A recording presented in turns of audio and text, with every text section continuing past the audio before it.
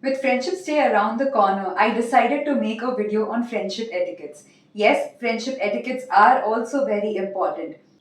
Though it is said that you can be yourself when you're with your friends, there are also some certain things that one must keep in mind while you are in a friendship. Those things could be termed as etiquettes, mannerisms, whatever you want to term it as. But these etiquettes are really very important. Hi, I'm Divyaa Advaani, an image consultant, etiquette and a soft skills coach and founder of the brand Suave U. In today's video, we shall be discovering and disclosing about various etiquettes that are required in a friendship. First and foremost, it's important to understand that you never buy a friendship. It has to be the most organic way possible. You make friends out of your choice and not by somebody enforcing them over you. The friendships which go on for many, many years, be it your school friends, your college friends, friends you made at office, who technically were earlier your colleagues but later on moved to becoming your friends, they are the ones that need to be cherished and also valued for. Having said that, it is also equally important to understand that in a friendship, you shouldn't be too pushy, neither too clingy. If you start doing that, the other person would not want to speak to you and it might bring an end to your friendship.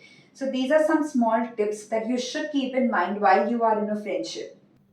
In my book, 101 Tips and Tricks to Enhance and Upgrade Yourself and Your Image, a couple of people who have purchased it have come back and told me about how much that book has helped them.